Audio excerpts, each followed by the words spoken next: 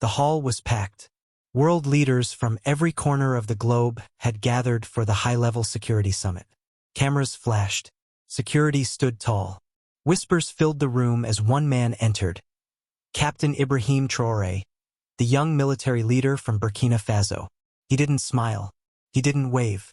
He walked straight and firm, dressed in his simple military uniform, while others wore suits worth millions. At the front sat Donald Trump, surrounded by power and pride. When Traoré took his seat near the front, Trump frowned. He leaned forward into the microphone and said with a smirk, "Captain, this is not your battlefield. Sit back there. This seat is for those who run the world." Everyone gasped. The room went silent. Cameras zoomed in. Some laughed. Some looked away in shame. But Captain Traoré stood up slowly, looked Trump dead in the eyes, and calmly said, "You may run buildings, Mr. Trump, but I fight for lives. While you sit on gold chairs, I sleep in the dust with my people. You build towers, I rebuild broken villages. If power means ignoring your people, then I'd rather be powerless." There was a long pause. No one moved. No one spoke. Then slowly, leaders from Africa, Asia, and even Europe began to stand. One by one, in silence, in respect. Trump didn't say another word. Captain Traoré didn't raise his voice. He didn't point fingers. But his words echoed through every screen in the world. That day, he didn't just defend his seat. He claimed the world's respect. And from that day, whenever Captain Traoré walked into a room, even kings stood up. As the silence settled, Captain Traoré slowly sat back down. But the energy in the room had shifted.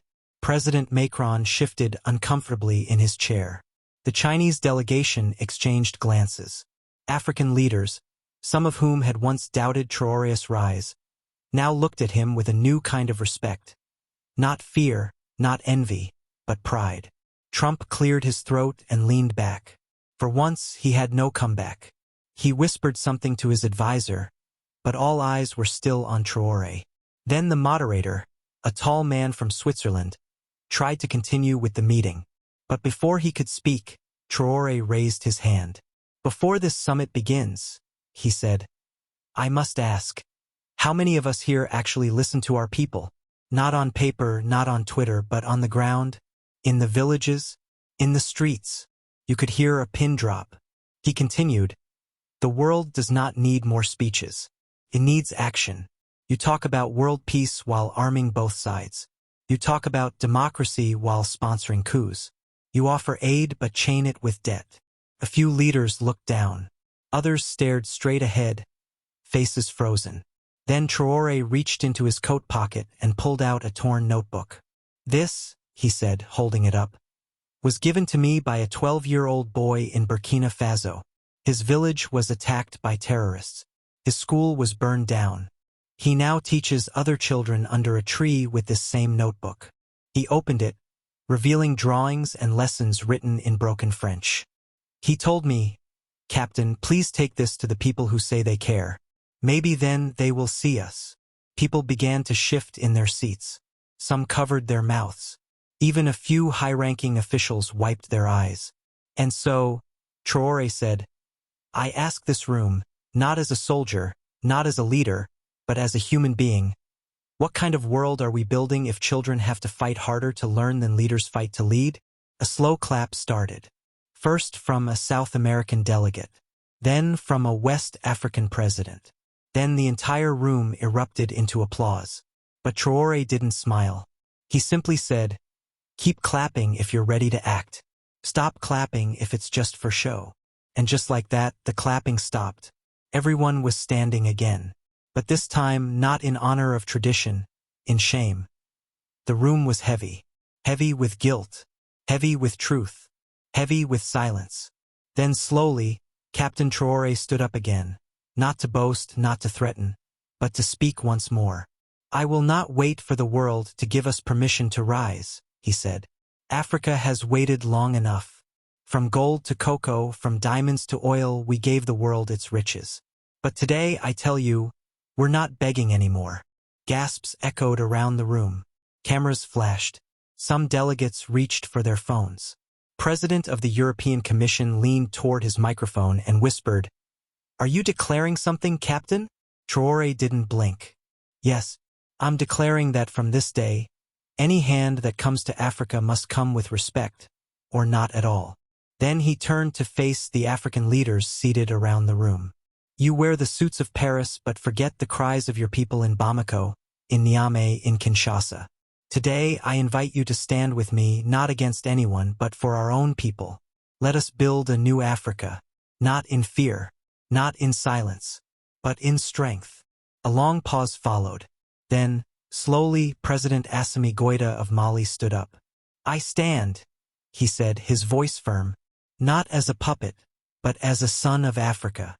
President Mamadi Doumbouya of Guinea followed. "I stand for our children who walk barefoot to school while our gold builds foreign towers." One by one, leaders rose: Chad, Niger, Senegal. Even some Caribbean nations raised their flags in support. Meanwhile, Trump, still seated, narrowed his eyes and muttered, "So this is your little revolution?" Traoré turned to him. "No, Mr. Trump. This is our resurrection." Boom! The room erupted, not with applause this time, but with noise. Reporters shouting questions. Delegates walking out in protest. Security teams rushing forward. Chaos on one side, unity on the other. And through it all, Captain Ibrahim Traoré remained still. Unmoved, unafraid. He raised one fist in the air, and the world began to watch Africa rise.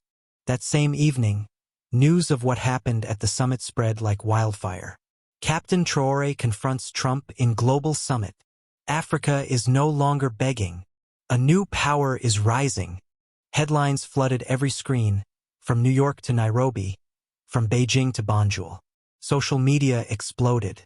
Millions of young Africans shared videos of Traoré's speech with one message: the time has come.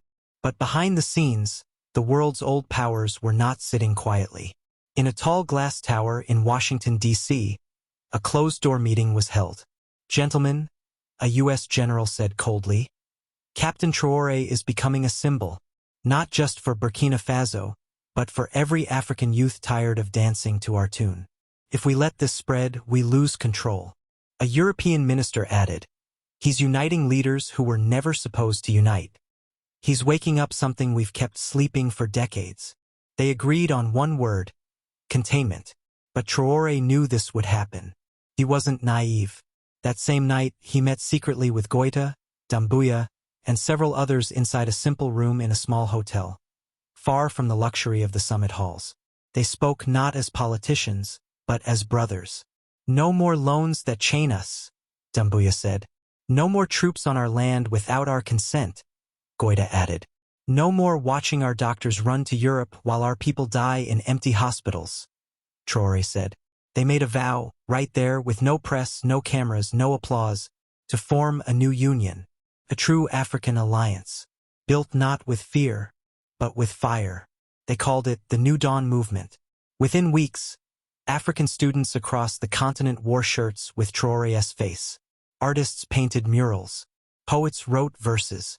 Even African diasporas in France, the UK, and the US began holding rallies shouting, "New Dawn! New Africa!" But not everyone was cheering. In the shadows, powerful men met. In embassies, in oil companies, in intelligence rooms. One question burned their lips: how do we stop Traoré before it's too late? And somewhere in the dark, a voice whispered, "If we can't stop his words, maybe we stop him." Days passed, then weeks. Across Africa, the New Dawn movement grew stronger. Young people marched in dusty streets holding banners of unity. Elders spoke of a new season. Farmers, students, teachers, and soldiers, they all felt it. Hope was returning. But in foreign offices thousands of miles away, hope looked like a threat. A private jet landed silently one evening in Ouagadougou under a false flight code. On board were men without names. Their orders were clear: destabilize, discredit, destroy. At the same time, Traoré sat in a modest meeting hall with African youth leaders. "No man should lead forever," he said. "Power must be shared. My role is to start the fire." Your role is to keep it burning. One young girl raised her hand. Captain, are you not afraid? They will come for you. Traoré looked at her and smiled sadly. They already are. That night, a massive blackout hit parts of Burkina Faso. Banks glitched. News channels stopped broadcasting. Disinformation spread like poison. Traoré caught stealing aid money. New Dawn leaders linked to rebels. Burkina Faso in secret talks with Russia. But the people didn't believe it. They had seen too much. They had felt Traoré's heart. Then came the real blow. An explosion rocked a convoy near the capital. Bodies burned. Dust filled the air. And within minutes, foreign media declared, Captain Ibrahim Traoré is dead. The world froze. Social media went black. Tears rolled across Africa. Celebrations erupted in hidden war rooms. But then, 3 hours later, a grainy video was uploaded from an unknown source. It showed Traoré, dusty, bloodied, but alive. He looked straight into the camera and said in a voice that shook the bones of nations, "You can burn our cars. You can shut our lights. You can kill our names. But you cannot kill a people who have decided to rise. I am not the movement. We are." People screamed in joy. Celebrations broke out in villages and cities. Flags were waved. Tears became laughter. And that night, across Africa, from Lagos to Lusaka, people stood outside under the stars chanting one name, Traoré, Traoré, Traoré. But somewhere far away, a cold voice said into a phone, Phase 2, activate the betrayal plan. From inside. And just like that, the real war began. The betrayal came quietly. One of Traoré's closest advisors, trusted, respected, almost like a brother, was feeding information to foreign powers. Every meeting, every plan, every secret was leaked.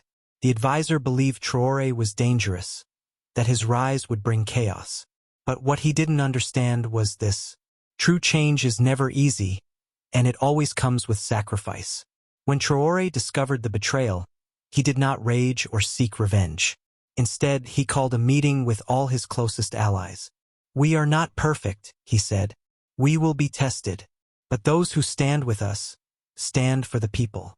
The traitor was removed quietly, without bloodshed, and the movement grew stronger, more united than ever. Together, the New Dawn movement pushed forward. They rebuilt schools, improved roads, supported farmers, and demanded fair trade, not charity. They inspired youth to take education seriously and reminded elders of their power to shape the future. Months turned into years. Africa began to rise. Not as a continent begging for scraps, but as a powerhouse of culture, innovation, and strength. World leaders learned to listen. Traoré, now older and wiser, once said in a speech that echoed across the world, "The true power of Africa is not in its wealth or armies, but in the hearts of its people. We must stop waiting for others to save us. The change begins with us, each village, each city, each person. When we stand together, no force on earth can break us." And that is the story of how one man's courage sparked a movement that awakened a continent. True change does not come from outside. It comes from within. Africa's strength lies in its unity, its people's resilience, and its refusal to be silenced. The future belongs to those who dare to stand, speak, and build together, no matter the obstacles. Let every African remember, power is not given. It is taken, with courage, wisdom, and love for one's people.